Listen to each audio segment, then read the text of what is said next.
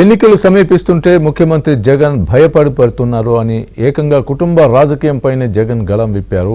కుటుంబంలో చిచ్చులు పెట్టే కుట్రలు చేయబోతున్నారని ముఖ్యమంత్రి వ్యాఖ్యానించడంతో తన కుటుంబంలో ఎవరో చిచ్చు పెట్టారంటూ ఆ వ్యవహారాన్ని వేరే వారిపైకి నెట్టే ప్రయత్నాన్ని కొత్తగా ప్రారంభించారు.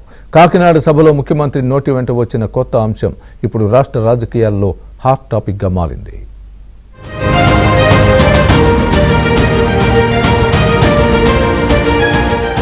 రాష్ట్రంలో జనవరి 1వ తేదీ నుంచి పెన్షన్ 3,000 రూపాయలు చేసిన సందర్భంగా కాకినాడలో బహిరంగ సభను ఏర్పాటు చేశారు.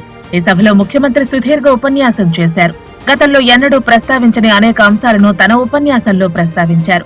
ప్రధానంగా కుటుంబాలను చీల్చే కుట్ర రాజకీయాలు ఇప్పుడు వస్తున్నాయని, వాటి పట్ల జాగ్రత్తగా ఉండాలని, వీటన్నిటినీ ప్రజలు గమనించాలని సీఎం కోరారు.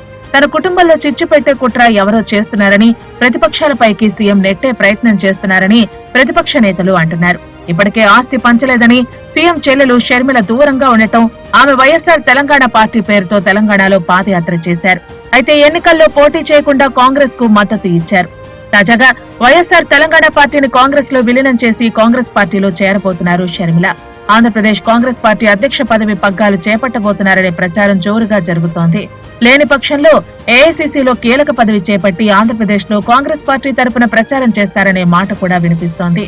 ఈ నేపథ్యంలో వైఎస్ఆర్ కాంగ్రెస్ పార్టీకి రాజకీయంగా నష్టం కలిగిస్తుందని ఆ పార్టీ నేత జగన్ ఆందోళన చెందుతున్నారని ప్రతిపక్షాలు అంటున్నాయి. కుటుంబాలను చీల్చే కుట్ర జరుగుతోందని ముఖ్యమంత్రి చేసిన వ్యాఖ్యలు ఇప్పుడు హాట్ టాపిక్ గా మారాయి.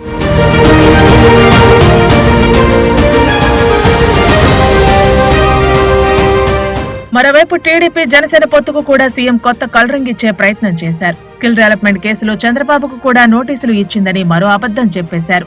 స్కిల్ డెవలప్మెంట్ కేసులో చంద్రబాబు అవినీతి చేస్తే ప్రశ్నించని పవన్ కళ్యాణ్ అసలు అవినీతే జరగని వైసీపీ ప్రభుత్వంలో అవినీతి జరిగిందని వ్యాఖ్యానిస్తున్నారని ఆరోపించారు. అవినీతి ఆరోపణలపై జైలుకు వెళ్లిన చంద్రబాబును పరామర్శించేందుకు వెళ్లి అక్కడ పొత్తుల గురించి పవన్ కళ్యాణ్ చెప్పడం పట్ల జగన్ అభ్యంతరం వ్యక్తం చేశారు.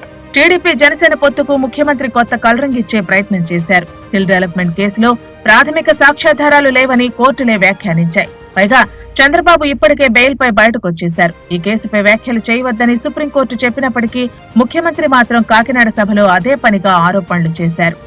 ప్రభుత్వ పథకాలు అమలు చేసే సభలో ముఖ్యమంత్రి పథకాల గురించి తక్కువ చెబుతూ రాజకీయ ఉపన్యాసాలు ఎక్కువగా చేస్తున్నారని ప్రతిపక్షాలు ఆరోపిస్తున్నాయి. కుటుంబంలో తానే వివాదం పెట్టుకుని ఇప్పుడు ప్రతిపక్షాలపై అపవాదు నెట్టేందుకు ప్రయత్నం చేస్తున్నారని కూడా పలువురు ఆరోపిస్తున్నారు.